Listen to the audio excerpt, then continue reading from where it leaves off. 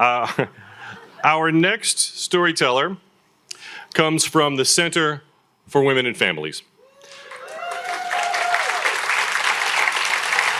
This organization has been supporting survivors of intimate partner violence and sexual assault for over a century. It provides crisis lines, emergency shelter, legal advocacy, and much more.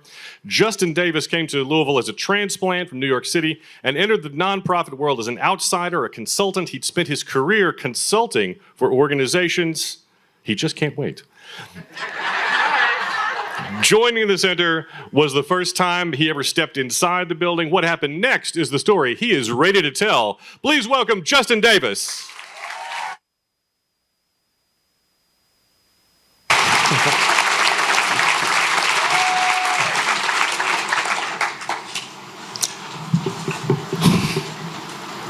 Home and family have always been my core, my center, my safety.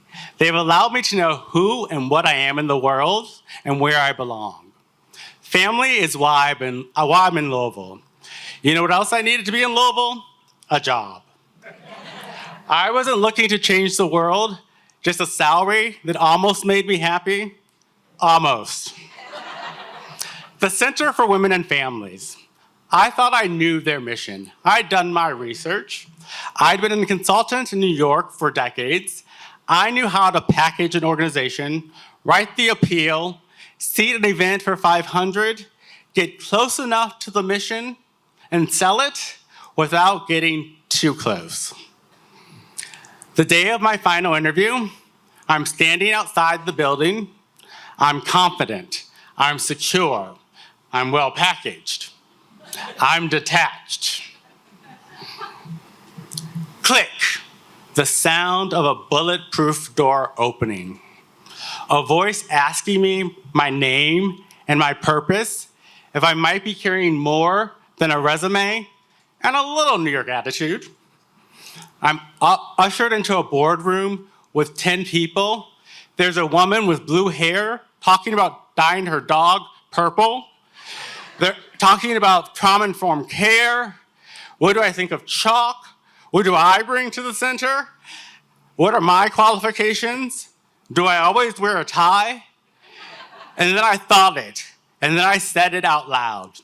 I'm Black, I'm gay, I'm from New York, and I may be too conservative for the center.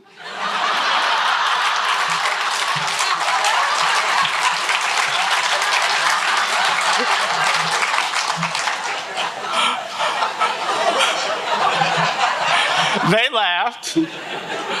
I smiled politely, but something in me locked. I thought, I don't do feelings. I'm a consultant. This wasn't in the job application. Needless to say, they made the offer. I negotiated that salary, and I'm here.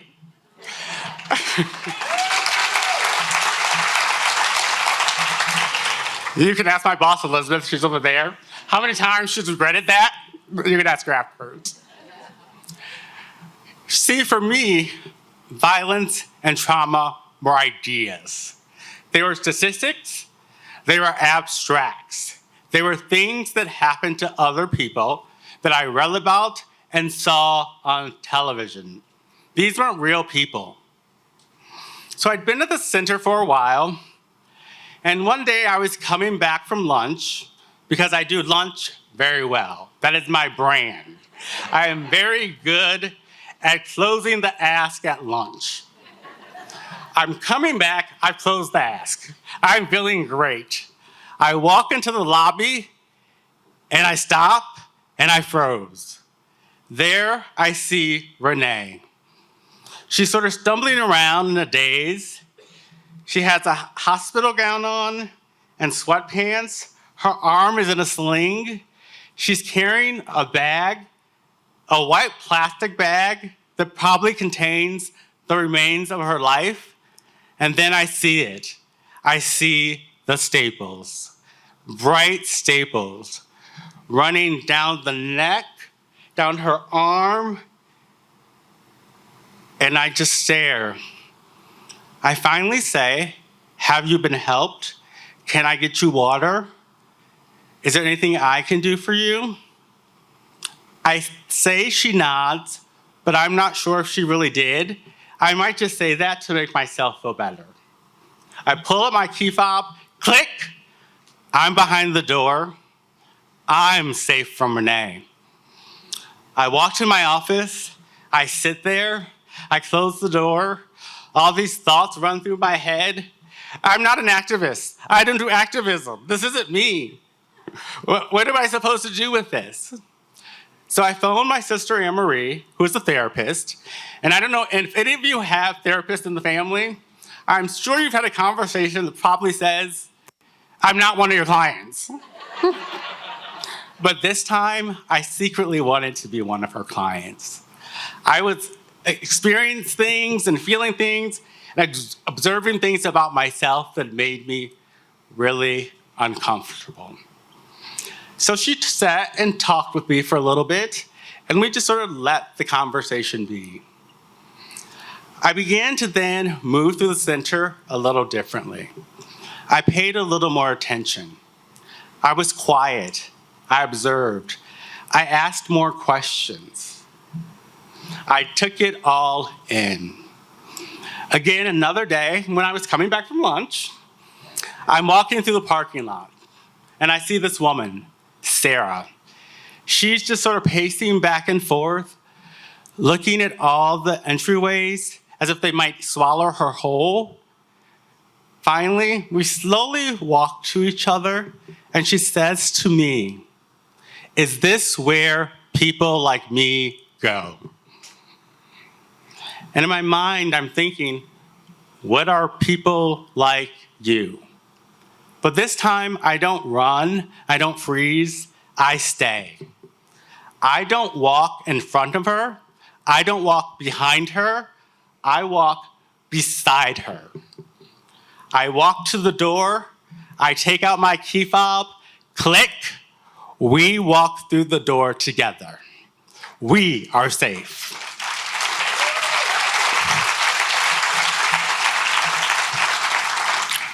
Home, family, safety, these are not guarantees.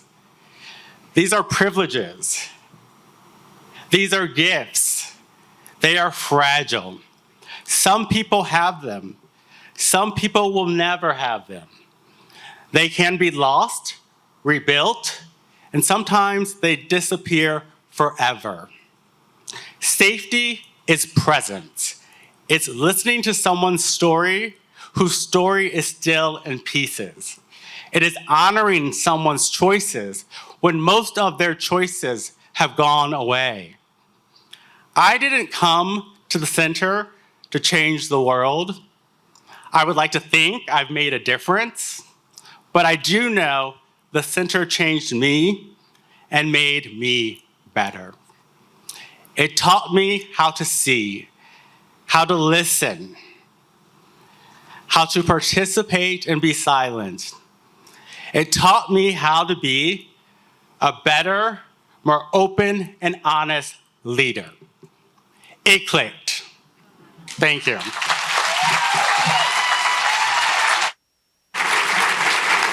Justin Davis. Justin, thank you.